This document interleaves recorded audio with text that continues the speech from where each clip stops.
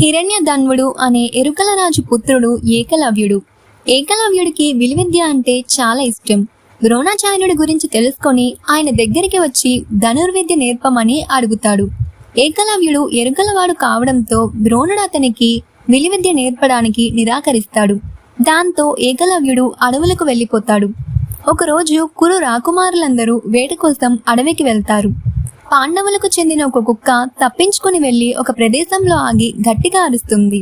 ఆ కుక్కని తీసుకురావడానికి పాండవులు అక్కడికి వెళ్ళగా వెంటనే ఎక్కడి నుంచో 7 బాణాలు వచ్చి దాని కంఠానికి గుచ్చుకుంటాయి. కేవలం శబ్దం విని బాణాలు వేసింది ఎవరా అని పాండవులు వెతుకుతూ వెళ్తారు. ఒక చోట వారికి వారి గురువు అయిన ద్రోణాచార్యుడి మట్టి బొమ్మ కనిపిస్తుంది. ఆ బొమ్మ ఎదురుగా ధనుర్బాణాలతో ఒక యువకుడు సాధన చేస్తున్నాడు.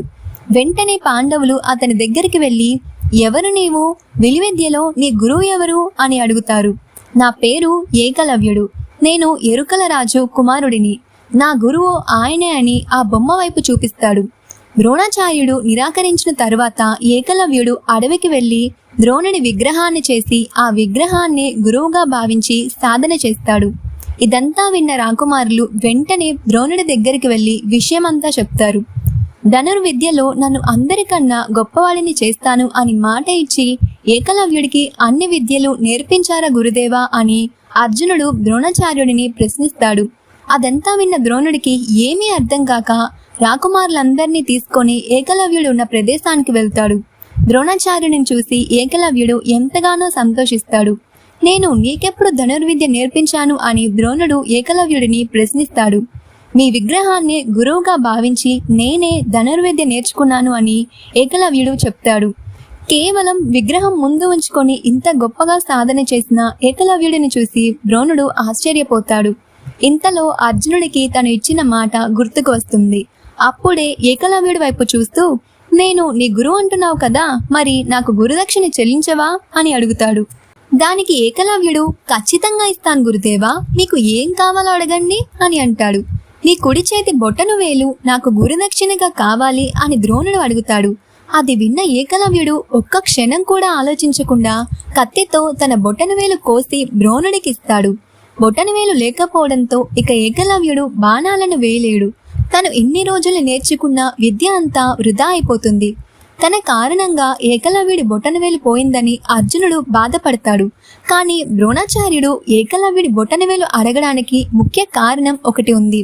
ఏకలవ్యుడు జరాసంధుడు పరిపాలిస్తున్న మగధ రాజ్యానికి చెందినవాడు. హస్తినాపురానికి మగధ రాజ్యానికి మధ్య వైరం ఉంది.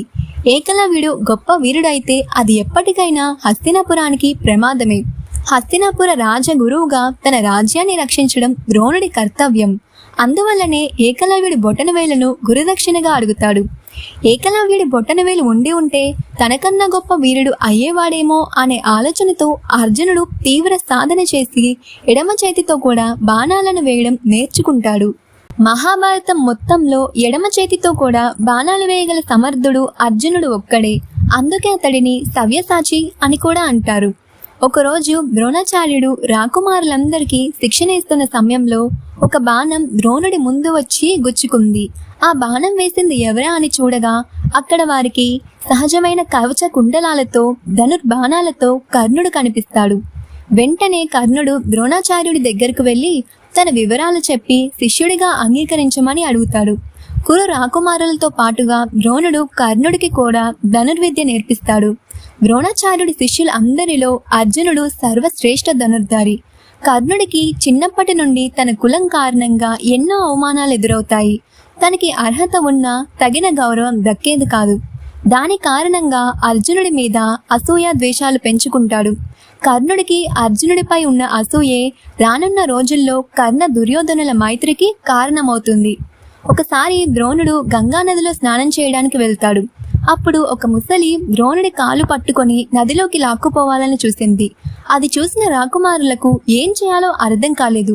కానీ అర్జునుడు మాత్రం తన విల్లును తీసుకొని కేవలం కదలికలను అనుసరించి నీటి అడుగున కనపడకుండా ఉన్న మొసలిని తన బాణాలతో కొట్టి ద్రోణుడిని రక్షిస్తాడు. నీటిలో నుంచి బయటకు వచ్చిన ద్రోణుడు అర్జునుడి దగ్గరకు వెళ్ళి, ఇలాంటి క్లిష్ట సమయంలో నీవు చూపించిన నేర్పు అద్భుతం. నీకిప్పుడు ఒక అస్త్రాన్ని ప్రసాదిస్తాను.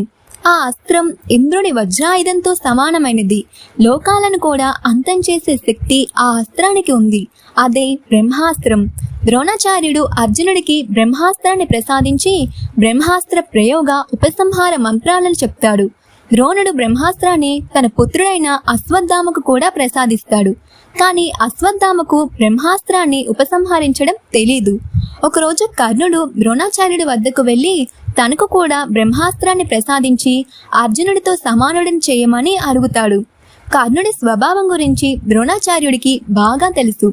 బ్రహ్మాస్త్రాన్ని క్షత్రియులకు బ్రాహ్మణులకు తప్ప వేరొకరికి నేర్పించకూడదు అని చెప్తాడు. దాంతో కర్ణుడు ఎలాగైనా బ్రహ్మాస్త్రాన్ని సాధించాలని అక్కడి నుండి వెళ్ళిపోతాడు. కర్ణుడు ఎక్కడికి వెళ్తాడు? తనకు బ్రహ్మాస్త్రాన్ని ఎవరు ప్రసాదిస్తారు? ఈ విషయాలన్నీ నెక్స్ట్ ఎపిసోడ్లో తెలుసుకుందాం.